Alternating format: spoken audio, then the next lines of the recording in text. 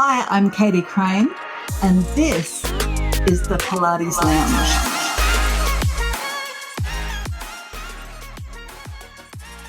Hi everyone, my name's Katie Crane. I'm the Pilates professional. Welcome to another episode of the Pilates Lounge Podcast. Now, I tell you what, everyone, this episode couldn't come at a better time, I think. We're coming to the end of the year. A lot of us, if we have staff members or even if we're working for ourselves, we're starting to feel burnt out. Everybody is feeling the pinch. And it always feels at this time of the year that our clients become a little bit more needy because we are naturally givers.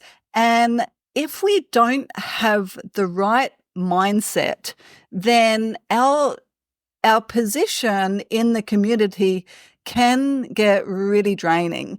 And so I've invited Julie Dempsey onto the podcast today, and we're going to speak about exactly that. We're going to speak about a positive growth mindset and give you some strategies of how you can improve your belief systems, the way that you see yourself, the way that you present yourself to your community. And I have no doubt if you do have staff members, this is going to be super important for you to share with them as well. Now, Julie Dempsey is in New South Wales. I don't always get Australian residents on here, so it's always nice when we do. She is originally from the States, but Julie is a clinical hypnotherapist and rapid results mindset coach. She works with clients from all around the world, in person and on Zoom.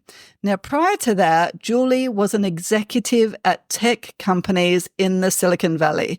Just saying that stresses me out. And then she realized that it is this mindset more than a skill set that can hold people back from being their best self. So she retrained to help people exactly with this. Now, Julie has already spoken to a few Pilates instructors, and she knows that this topic is super important to all of us, both for our clients so that they can get help and we can help them create the mindset to do well in class, to trust their body and to believe in what it is that they can do, but also for us to improve our own belief systems. Now, Julie is also author of a best-selling book called Found, Swiping Right on the Me to Find Love. I love that title, but I really had to think about what is swiping right. I've been married for 20 years. I've never had to swipe right. Thank goodness, but I know that it is a thing. Welcome to the show, Julie. I'm so thrilled to have you here. And I have got about 1 million questions for you, but to start off, I would love for you to introduce yourself.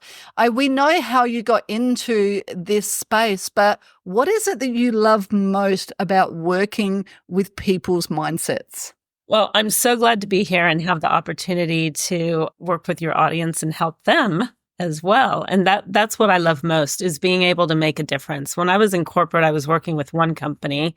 Now I work with a wide variety of clients to help them shift their mindset, change their life, and change the lives of all of the people around them. It really impacts everyone that you live with, everybody that you work with. And so I feel like I'm having a greater impact on the world, helping people to be more kind, compassionate, and respectful to themselves. And then they can be that way to others. That's awesome. You know, it seems to me like we just had our staff Christmas party the other night, which I know it's still October, but by the time this rolls out, then it will be closer to Christmas. But Christmas is a busy time of year for us, so we have it quite early. And prior to our Christmas party, I invited one of our wonderful clients who is also a mindset coach, and she came in and gave us this wonderful 2-hour workshop. Now, I've had the studio for 18 years. It's nothing new to me, but we sometimes have new staff come on board, but I've got a lot of staff that have been with me for a long time. And when we really started to delve into mindsets and even your own brand, I actually did not realize that having a growth mindset is not natural to a lot of people. So why is that? Like, can you give me some insight into that? I know that I've been growing up. I got paid to read the books when I was a kid, and no doubt that had a huge effect on me. But how do we get to our adult lives and still not have a growth mindset? Human nature. Okay.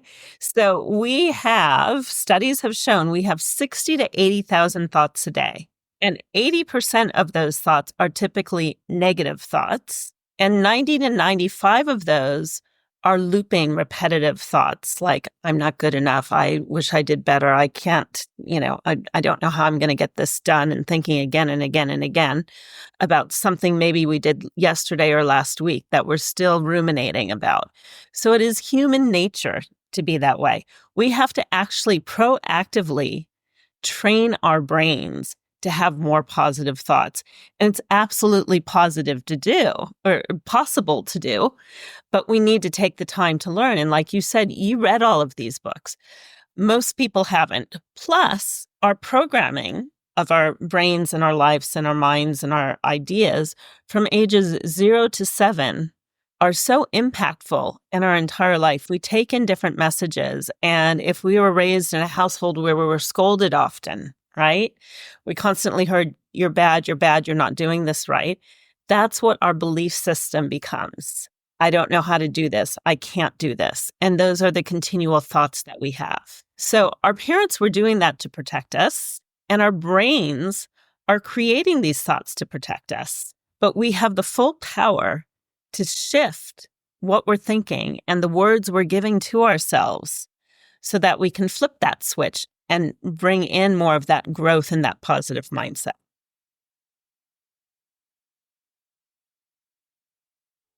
Right. So what you're saying is it's like with anything, it's something that it's a skill, or it's a learned skill. And I guess when you say the brain, the way that I see it is the brain is always working to keep us alive and always assuming that we are in danger.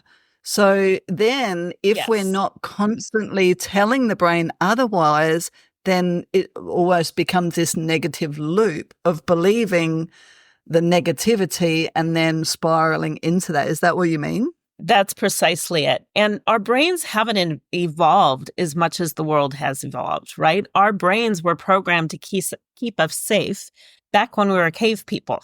We had real imminent dangers coming towards us each and every day.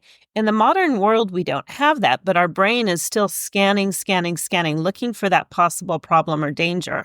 So it could be that we're worried about our clients aren't going to like us, or they're going to think we're doing something wrong, and we perceive that as a danger. Or if we're the student in the class that, I'm going to hurt myself, or this Pilates machine, I don't know how to use it properly and I'm going to get hurt. So we're thinking these things could be dangers when most often they're not. And all we have to do is kind of flip the switch and start giving ourselves different messages. And it's just so common to give ourselves those negative messages. I work often, every year I do a session for about 300 to 500 girls that are in the 8th grade. Okay. And they're at a very impressionable point in their life. And I say to them, would you turn to your friend sitting next to you and say, oh my gosh, I think you're so stupid. You're so ugly. You have a big butt.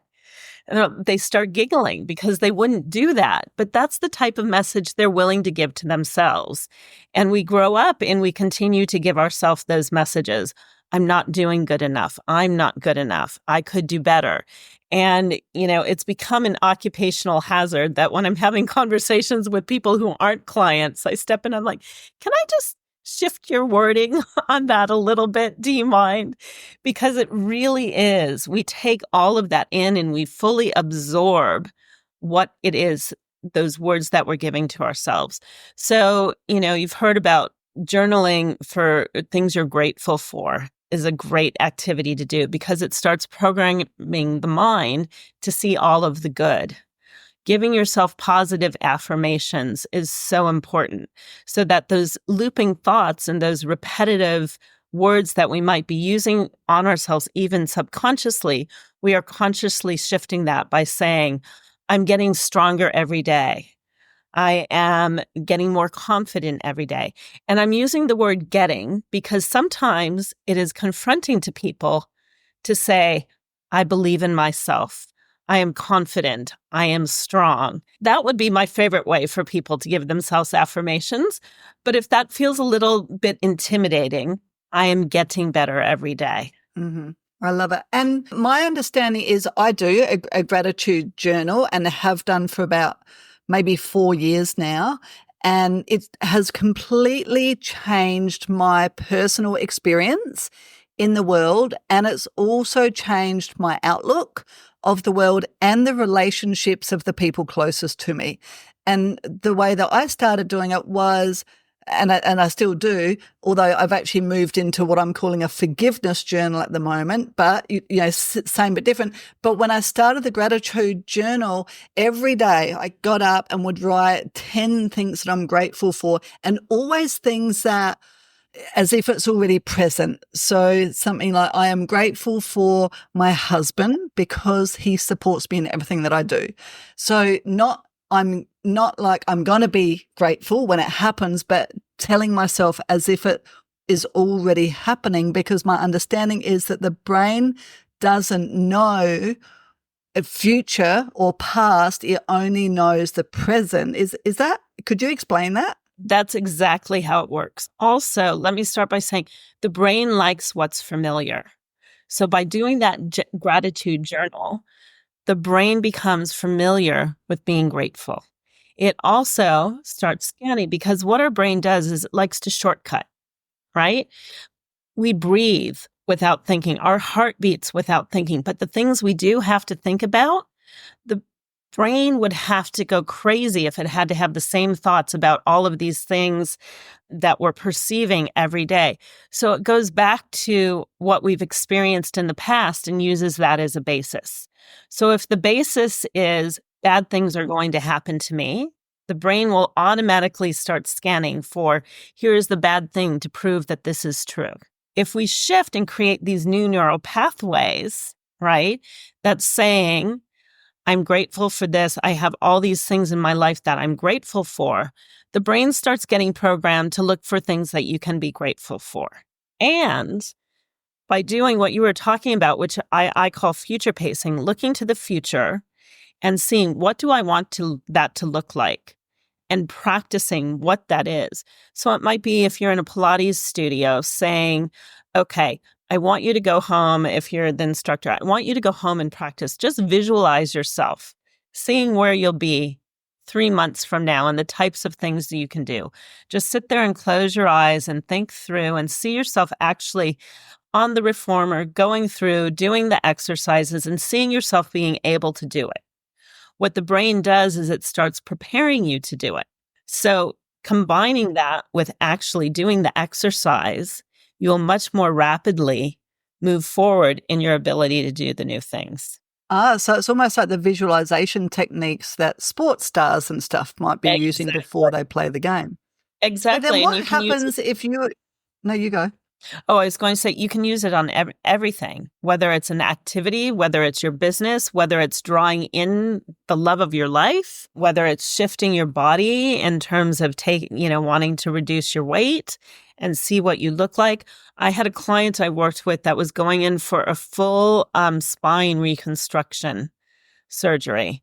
And I worked with her to prepare for that, to be able to have a successful surgery and then to be able to recover quickly. And she loved to dance. And I said to her, I want you to visualize yourself every day, 2 months out, or however many months it was, seeing yourself on the dance floor, dancing to your favorite music with your husband. And she visualized that every day. So the brain is preparing her to be able to heal and make that happen. And did it? Absolutely. Yes. That's awesome. But what happens if you're not somebody who can visualize? Do you hear that at all? Do you hear people ask that? So you don't have to actually be able to see it. You can just feel it in your body. You can imagine it. You can say the words to yourself. And one of the favorite things I like to have people do is actually stand in front of the mirror and say these things to themselves. And getting to a point where you can look in the mirror and sit in front of the mirror and say, I love you. I know you've got this. You're capable. We can do anything. Right? Being able to say these things out loud. It's one thing to think about it and visualize it and see it in your mind. That's really powerful. But to be able to say it out loud and to be able to even go further and say it out loud, looking at yourself in the mirror. Or these days, if you don't want to be caught standing in the mirror, put on your headphones, sit in front of your computer, turn on, Zoom and open a session. You can see yourself there and say all of these things. Say your mantras, say these positive messages. It's a beautiful way to build your confidence, to build your resilience. It's not that, it doesn't mean that every minute of every day we're going to feel wonderful about ourselves. That just isn't possible, right?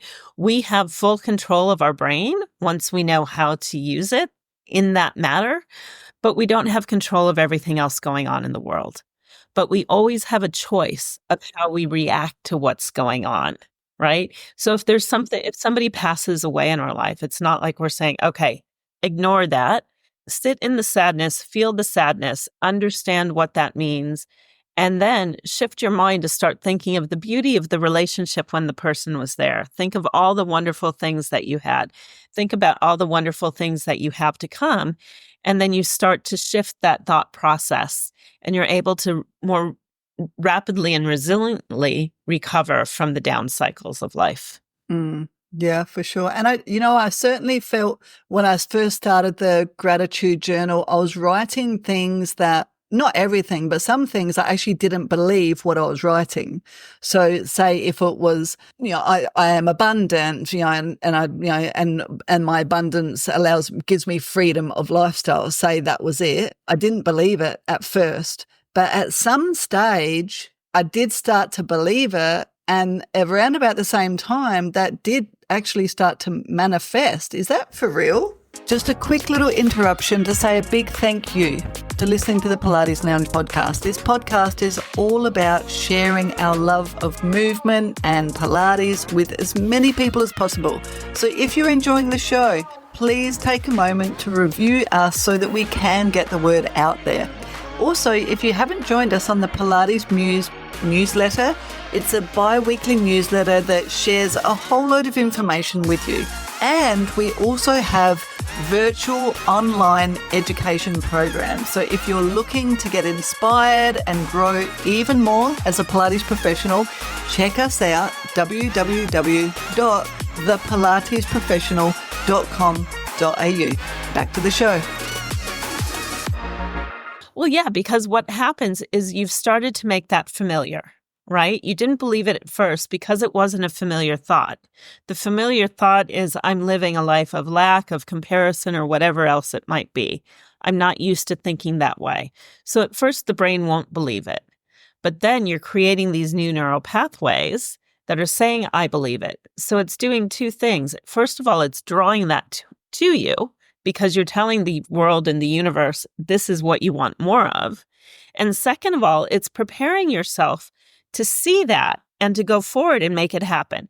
So think about when you're buying a new car, for example, whatever, maybe you're buying a Toyota that is pink, right? You don't see pink Toyotas, but imagine that's what it is. All of a sudden, all you see on the road are pink Toyotas because that's what you've been thinking about, right? And that is how the brain works. And that is a bias in the brain. But we want to positively train the brain to see the bias that we want to bring into our life. Fascinating, isn't it? So we obviously work with people with their physical bodies. We always, I guess, sometimes I think we're a bit like hairdressers. We become the psychoanalyst and the communicator and the counselor. We become somebody's everything, but primarily we are moving people. So if we are working with somebody who does not have that growth mindset or needs to work on it, what are some physical traits of those people that we may recognize to then know that maybe we need to have a conversation about that? Yeah. I mean, physically, think about it. When we use words where we're saying like, I don't feel good, I feel like crap, ugh, like you can see, I go forward, I go in, right? And so if you see somebody who kind of seems like they're dragging a little bit, they're probably using those negative words. Where when I say, I feel great, I feel empowered, like I automatically, my body opens up and I'm ready to go. Right. So it's taking a look and seeing how is the client showing up? Are they standing up straight? Do they have a smile on their face? Are they ready to go? Or are they feeling kind of like they're looking like they're going inward? They've got a sour look on their face, whatever it might be, and helping to see that is probably going to give you an idea of the types of thoughts and messages they're giving themselves. It's also really easy just to give an instruction along with the direction for what to do next. Remember, smile, feel good. Also, just things like helping clients to see the progress they've made. I see this so much from a hypnotherapy standpoint. When we've made a big, rapid change in something, it becomes the new normal and people forget where they were. So helping to remind clients and to see how far they've come because they forget. Just today, I was in a Pilates class this morning, and the instructor said to me, "Oh my gosh, you're so strong," right? That's that positive reinforcement of she's seen me over the past month and how much stronger I've gotten. And I'm like, oh yeah, no, this is just, I feel like I'm the same, but she can see the change. So it's helping the clients to see that change and helping them to feel good about it. And then as an instructor, really taking that in too. And feeling really proud of the work that your clients are doing, because we sometimes forget about that and we beat ourselves up. It's funny you mentioned hairdressers, because I actually did a seminar for a group, and it was a group of really young women, and they were nervous to speak to their clients. They were really worried that they were being judged. And I imagine young Pilates instructors are probably feeling the same way. A little bit nervous to make conversations sometimes. Am I doing the right thing? Did I do the right sequence? We as clients don't know whether you've done the right sequence or not. So just keep going with it. It's the same thing when I give, talks about public speaking. The only one who knows what you're going to say or what you're going to do is you. So you can easily adjust. Nobody's ever going to know the difference. And we are far more hard on ourselves as practitioners than the people who are coming and taking classes and having sessions with us.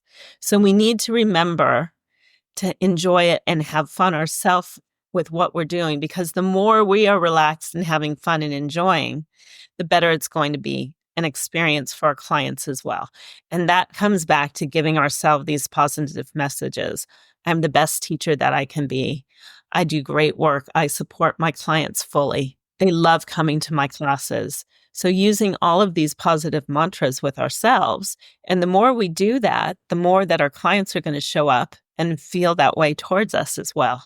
I love that message, Julie. And not only for new instructors, we see it with well-versed instructors as well. Say if a client comes in and they have a session with that person, but then they don't book in with that person again and they book in with another instructor, all of a sudden it's a big deal.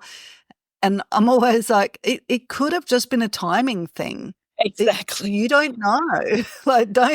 You're projecting your insecurities onto this poor client. It's okay that they don't come back to you, but we all do feel that to some extent, don't we? And, in our field, us Pilates instructors are known as type A personalities. We are perfectionists. We are very hard on ourselves. As much as we are hard on our clients, we are 10 times harder on ourselves. We have very high expectations of our ability to perform so many different things in 1 hour, but nobody's actually asking us to do that. Like you say, no, the client doesn't know if you missed something or if you taught it a little bit wrong, or even if it wasn't an appropriate exercise for them for that time. It's okay. Not the end of the world. Yeah. Ain't nobody ever going to be saying this at your eulogy that you didn't do your best. It's such an important message. Right. And you can even say things like, hey, I'm trying out a new sequence today. I would love your feedback on it. Because then you relax a little bit about trying the new sequence, and you get the clients fully engaged and wanting to help and support you, which they would love to do. We always forget that because we're the ones who are giving all of the time, right? And so we forget to ask. We forget to ask for that help and support. And by the way, people love to give back. That's why we are giving all of the time. So we need to remember, and when we say something like, hey, I'm trying out a new sequence, I'd like your feedback, we need to look at that not as a shortcoming, but as a gift we are giving to our clients, because they get to feel even more involved and they get to feel like they are giving something to someone who's given them so much. I love that. Hey, tell me, what are some key insights or lessons that you've learned from people? I know as an instructor, every session I have with somebody, I'm learning something new about the body. Yeah. So I'm sure you're learning more about the way people are. What are some things that you've really picked up on that you found quite unique? Well, the biggest thing I've picked up on is I am much better at helping others than I am at helping myself. Aren't we all? You know, as a coach, I still work with a coach, and I can't tell you the number of times that my coach says something and I start laughing because I've literally said that to a client just that day, right? I think the biggest thing is that we continue to learn and grow, and we don't give ourselves the grace for that, right?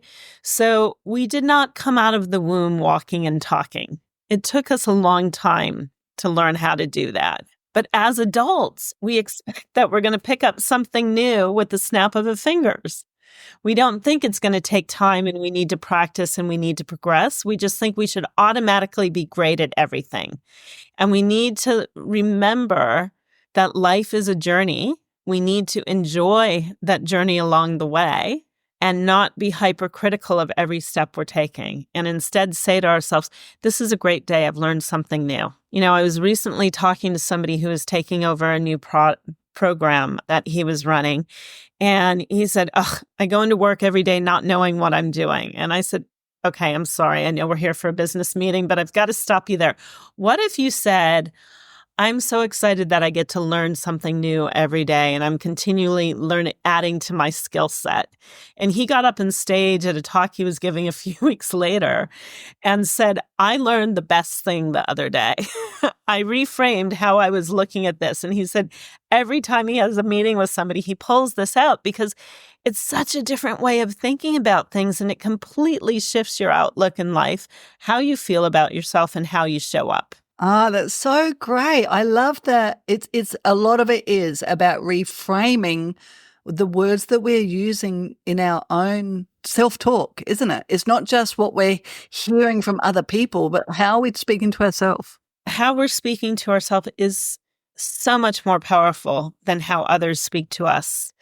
And we're teaching people how to speak to us. So if we don't speak to ourselves kindly or treat ourselves kindly, how are other people going to do that?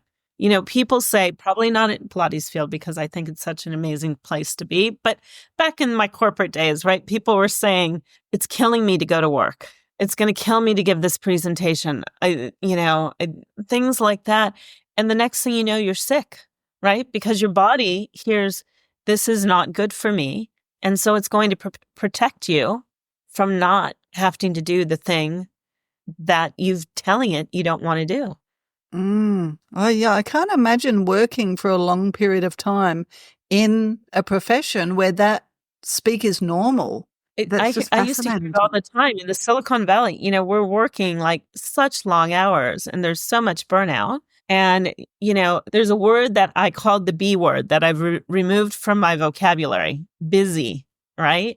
Because it was a badge of honor. How are you today? I'm so busy. I'm so busy. And I was tired all the time and I was burnt out, right? So as I started learning, I removed that word from my vocabulary. And then I started doing things a little bit differently too. Instead of having back-to-back meetings where I was lucky if I got, a bio break or to eat something, I started building space in between. Instead of being the last person to the airport and having that adrenaline rush of, am I going to make it? I go to the airport early. I sit and have a cup of coffee. I might have a meeting from the airport. then I'm there and I don't have to worry about rushing or traffic or things getting in my way. So once you start shifting your vocabulary, your life around that starts changing too. I had a day the other day that had more back-to-backs than I would normally do. And it felt so foreign to me because I've trained that out of my life. It used to be the norm. And I'm like, how did I used to live like this? Yeah, it's so true, isn't it? It's a badge of honor in our industry as well. I've been trying to catch up with a friend for coffee, and she also has a studio. We worked together in the same studio for many years. She went out on her own, as we often do, and we've been literally trying to catch up for 3 weeks. My excuse is never that I'm busy, because I'm actually not that busy, because I don't like to be busy. I spend a lot of time doing self-care and doing this. I don't feel busy doing this. This is an opportunity for me to learn from you. It never makes me feel busy, but she is at that phase of trying to grow her business, and she actually doesn't even have time for coffee, or she does, but it will be like for 1 hour at a really odd time. Yeah. I don't miss that at all. But it's a conversation that we continually have with ourselves, and it is a badge of honor, like busy equals success. Yeah. Yeah. And it does not. But And we all I want to would, be on holiday. yeah, I would also add to that, our mind gets used to prioritizing the wrong things, right? So we feel like we don't have time for coffee because we're prioritizing the wrong things, and we're prioritizing things that are taking energy instead of replenishing it. And this is something I tell my clients all the time. I just had an exec I was working with that had to give a big presentation, and he was going to have to work all weekend. And I said, the first thing you do on Saturday is I want you to get up and go surfing, because he loves to surf and that brings him peace. I want you to go surfing. I don't want you to wear a watch or think about I've got to be back at a certain time. I want you to take in the smell and the feel and just really enjoy being there, because that's going to shave 3 hours off the amount of time it takes to actually do the work. Rather than sitting down, first thing, hunkering down, saying, I've got to do all of this work. It's going to take more time because he's going to wake up already burnt out, right? Start by doing the self-care. Start by replenishing yourself, because then your brain is saying, I am safe and I'm okay and I'm ready to do this and I'm reinvigorated. It's in a better space to make better decisions and smarter decisions about the work you're going to do. And it's able to process more quickly. So true. I feel like we don't come to this realization. Your story is similar, and I've been there as well. We actually don't come to this realization of having a growth mindset, self-care, making space in our diary until we experience burnout. So what can we do if we're speaking to anybody out in the world who hasn't experienced burnout yet or isn't on the fast train there? What are some positive practices to really alleviate that and to change that way of thinking? Yeah. So we've already talked about gratitude, making sure that you are every day thinking about the things you're grateful for. Waking up in the morning, first thing in the morning, and thinking about what are 5 things that I am proud of that I have done. So you're already programming your mind that I'm going to be able to accomplish. At the end of the day, we often have a habit of looking at our checklist and going, oh my gosh, I didn't get anything done that was on my list. Okay, we are all smart, capable human beings working and living in a very rapid-paced world, which means during the day, very often the things that were the number one priority on our list shift to something else. So at the end of the day, instead of looking at the list and saying, I didn't get anything done on my list, write down what are the things that you did get done, check those off, and congratulate yourself for being smart enough to reprioritize to get the right things done for the day. Mm-hmm. Mm-hmm. Again, that's going that to is so important. Yeah, because it's especially when I was working in tech and I was doing product management, that was we had so many different things to do, and literally there was always something on fire that we had to take care of instead. And at the end of the day, everybody was just wiped out from not getting the right things done. But the reality is, and it took me years to think about this and realize it and start, sharing this with clients. We are getting the right things done. It's just that our list changed throughout the day. Mm-hmm. Mm-hmm. And we need to, instead of beating ourselves up, congratulate ourselves and thank ourselves for doing the right thing and making the right things happen. Mm-hmm. Yeah, I like it. And sometimes I wonder, the list is too long. You know, my list used to be 10, 20 things, and I'd write everything down that I've got to get done. Then I went down to a 3 things a day list. What are my top 3 priorities? Now I'm at 1 thing. So I have 1 top priority, and I put in 2 to 4 solid hours to that 1 thing. So I break it down into, what's my big, in my coaching circle, we call it our big kahuna. What's my big kahuna? Maybe that's a 5-year plan. What do I need to do in the next 12 months for that big kahuna? What 1 thing do I need to do? And I break it right down to today. What's the 1 thing that I need to do to get to my big kahuna that is going to move the needle today? And then everything else comes after that. So then at the end of the day, I can show myself gratitude for doing that 1 thing. You don't have to do 20 things. Exactly. Now, sometimes you need to get those 20 or 100 things out of your brain, and that's okay. Make your list and then put them on the backlog. Because the problem is, if you're looking at that long list all day long, what you're doing is all day long, you keep scanning. Even though you think you've got to prioritize, your brain still thinks it needs to look at that whole list. So you spend way too much time trying to process, am I working on the right things? So I absolutely love that you're doing that already. That's fantastic. And it is so healthy for your brain to think that way. And like you said, it programs you to get done what you need to do, and then you get to feel good about it. So definitely move things onto a backlog. If you feel like you need to get it all out, that's fine, but don't be looking at that full long list every day. So that's definitely something I work with my clients on too. And I've started doing that. What I'll do is I'll break it up to Monday, Tuesday, Wednesday, and I'll move tasks onto different days. That's a great way to do it. So important, because we all have a million things, and it's that whole coming back to, it's not a badge of honor to have a massive list. I could have 20 things on the list, the same as you, the same as everyone. Everybody is just as busy as each other. It doesn't matter whether you're the Prime Minister or whether you're working at McDonald's. We are all just as busy as each other. But if we cannot prioritize, then you actually never get anything done, because you end up just doing the surface things, have a million tabs open on your screen, and you're trying to do a million things at once, thinking that that's more productive. And I see that with my receptionist, she's only young, and this is partly why I love you coming on here. So she's still in high school, so I'm trying to teach her these things now so that she doesn't get to the point of burnout, because if you've got a million tabs open on your screen, you're actually not getting anything else done. You're just touching on way too many things anyway. Exactly. And Katie, you said something else I want to repeat that I think is really important, which is breaking things down to a smaller component. Often I'll work with a new client and I'll say, what is the one thing that you need to do? I need to write a business plan. I'm like, that's not one thing, that's a million things. So, what is the first step that you need to take? There's that old saying, how do you eat an elephant? 1 bite at a time. And that's how we need to look at life. So always, how can I break things down to the smallest task? First thing I need to do is make a phone call. If you're looking at, I need to make a sale, where do you start? Well, I need to pull together a list. That's the first start.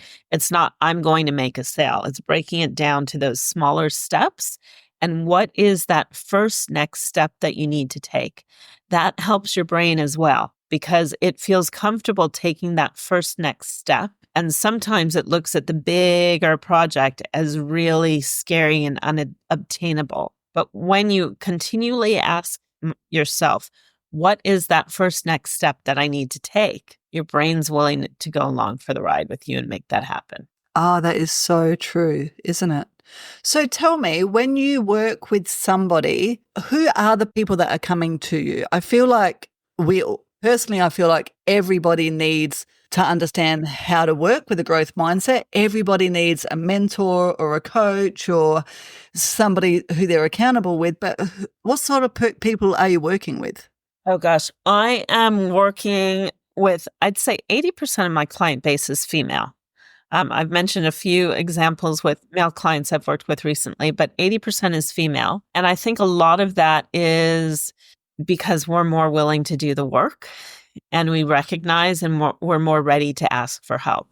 I mentioned I still work with a coach. People who run small businesses, we have nobody to answer to, or big businesses, any business leaders, we have nobody to answer to. And sometimes it feels lonely. And sometimes we just need some advice. Sometimes we need somebody to tell us it's time to take a break and have some self-care.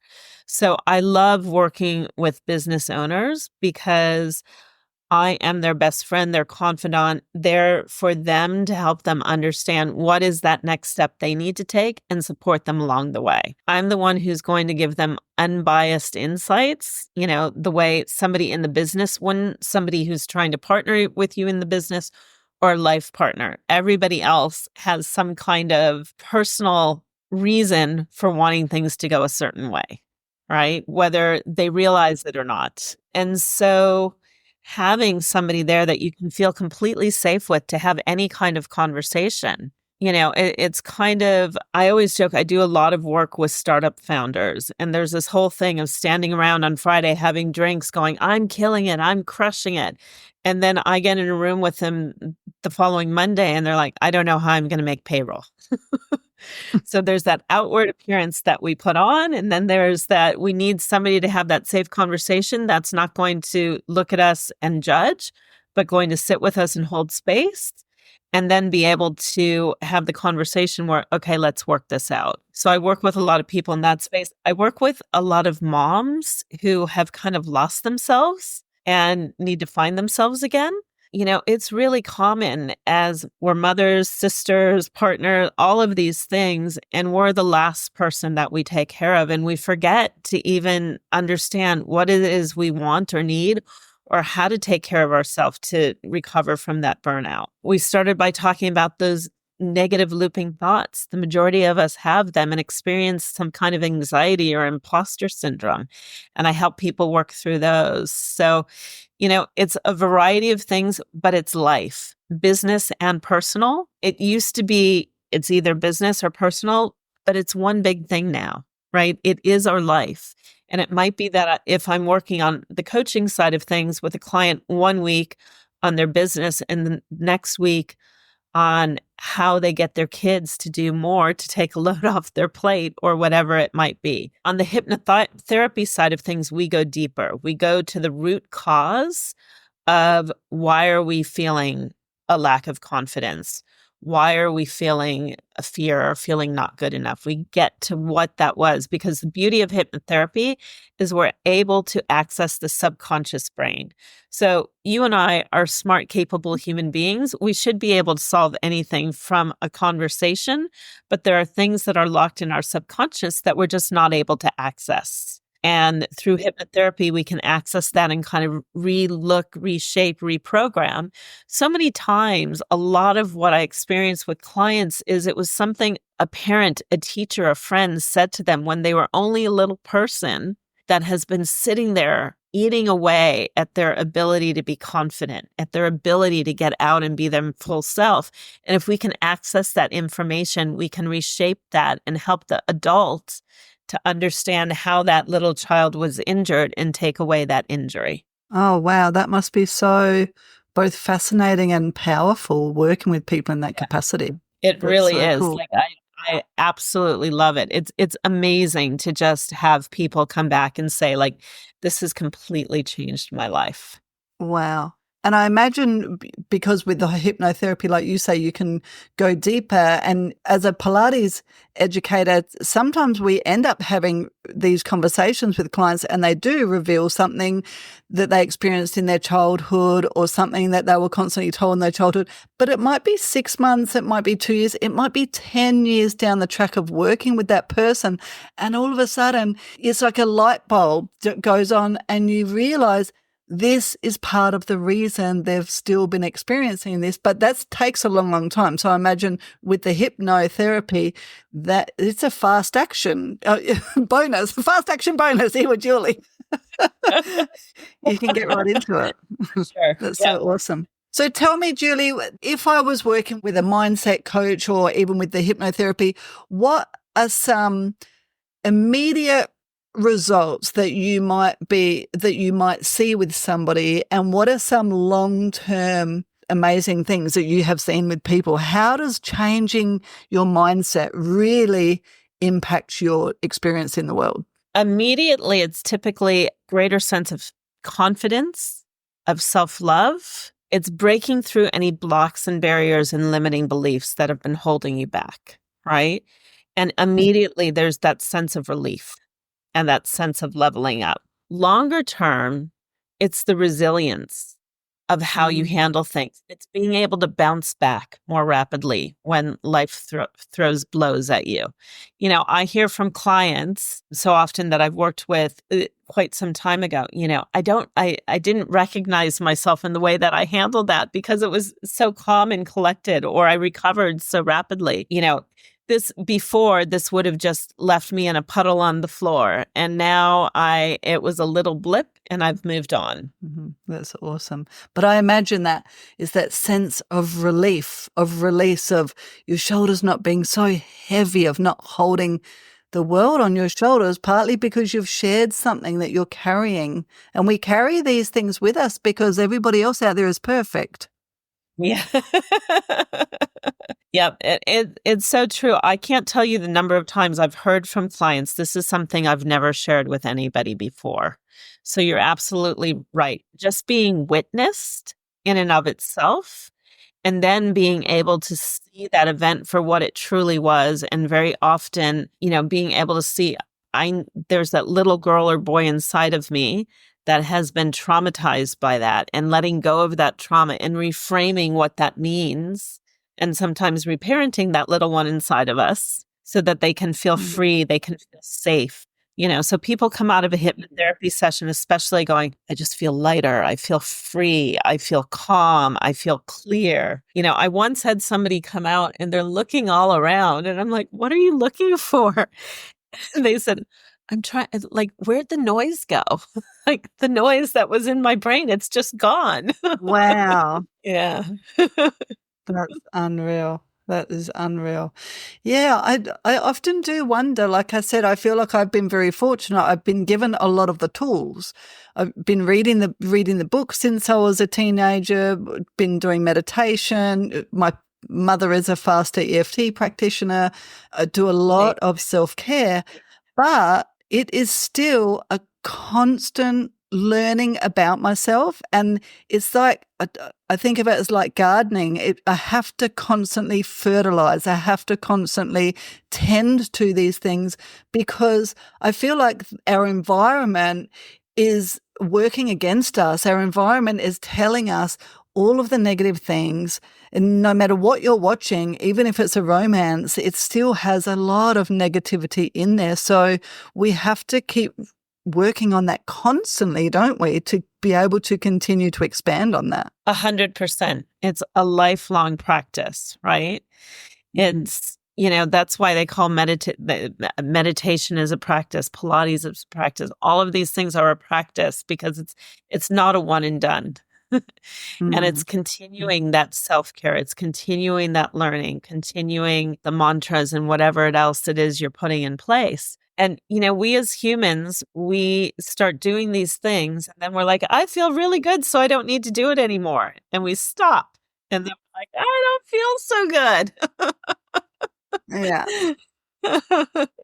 So it's constant working through and making it a habit. And, you know, call it a ritual instead of a habit. Ritual is such a more beautiful word and something I want to do. I want to create these rituals in my life, right? Mm-hmm. So again, the words matter. Sometimes habit feels heavy and ritual feels light and beautiful. And it's the same thing. It's so true. Like the best time to do the gratitude journal is when things are going well. Don't wait for things to fall apart to then start the practice. because once you're down there, then it takes a long time to get out, and you have to set yourself the task of sticking to it and not really knowing whether or not things are going to change. Whereas if you're already there, it's like with anything, isn't it? With the way that we eat, our lifestyle, our Pilates practice, the mind is the same. The best time to work on the mind is when we're in a good place. Exactly. And we need to continue to believe, right? Believe that all of this is putting us in the right direction. You know, it's funny. I don't know if you've ever seen the show Ted Lasso. Mm-mm. Yeah. Okay. You've got to watch it. It's a beautiful show. And this Ted Lasso, the main character, puts in the locker room a sign that says believe. And, you know, that's something that is so important because it's holding that in your mind. And by the way, it's very funny because I actually once gave one of my clients the homework assignment of going and watching Ted Lasso because she was somebody who always had to be doing something and learning, and she needed to relax. And it's a beautiful, wonderful show, but it also has so many lessons for business and life in it that I knew this was a way she could relax, but still felt like she was doing something that added value. So I highly recommend that to anybody. It's just a beautiful show with great messages like believe and things about how to set your mindset and how to have better conversations and interact with people and really show up authentically. Oh, that's cool. Hey, Julie, before we wrap out, could you tell me if you've been through a lot to get to this point in your life and to be able to give this back to people through personal experience or because of your own personal experiences, if you could have a conversation with your younger self now, with everything that you've learned and everything that you know, what would you have said to yourself? Say nicer things to yourself. Be kinder to yourself. Self-care is not selfish. It is necessary. Believe in yourself. Just because others have different viewpoints and you might be in a room where everybody else has a different viewpoint, don't assume they're right and you're wrong. It's really important to have that self-belief. And if you don't have it, to figure out how to move to a point where you can have it. It has all the impact in the world in terms of how you see and experience your life. And, you know, nobody taught me those things when I was younger. And when I'm working with younger students and, you know, or younger people, and I told you I was working with the students, the teachers come up and they say, I wish I had this talk when I was this age. Mm-hmm. So it is. The words I use with myself or you use with yourself are the most important thing you can do. So be kind and compassionate to yourself. Take good care of yourself. Mm-hmm. And Hands down. Hands down. You do deserve it. We all deserve it. And the thing is, when we serve other people all day long and we're constantly telling other people that they deserve it, we deserve it too. You deserve it, each and every person. And the more we give that to ourselves, the more we change the way that we talk to ourselves, change our mindset, then everybody who connects with us has a different experience as well because we resonate with those people. 100%. Yep. I love this conversation, Julie, as you can tell. Yeah, I get it because I live it. I live this conversation, and not because it's easy. It's not an easy way to live. It's actually sometimes easier not to have these positive conversations. And it doesn't mean that things always work out. They don't. But if things don't work out, you know, every time we fall down, we get up, and it's okay. It's okay to fail. Every successful person has had 100 failures before they succeed. You know that, coming from Silicon Valley. Well, I like to say there is no such thing as failure unless you didn't learn from a mistake that you made. That is a failure. Mm-hmm. Mm-hmm. Yeah, it's so true. Julie Dempsey, our listeners can find you via your website, juliedemsey.com, Juliedemsey.com. You can also find Julie on social media. What's your handle, Julie, on socials? My name, at Julie Dempsey. Yep. Oh, perfect. Easy. JuliemSey, just as you said. No P in the middle. Lots of people like to put it in there. Even Spell Correct likes to correct me still. I'm like, how do you not know? Yeah, well, I got that wrong as well. I know a Kylie Dempsey. So I think I was just automatic, but that's interesting. It must be a little bit more common. Julie, this is such an important conversation. So if you are looking for some mindset coaching. I definitely recommend reaching out to Julie, checking out her work, because as you can tell from the conversation that we've had, the way that we talk to ourselves, the way that we talk to other people around us will really create the environment that we live in. Thank you, Julie, for joining me. My name's Katie Crane. I'm the Pilates professional, and this is the Pilates Lounge Podcast.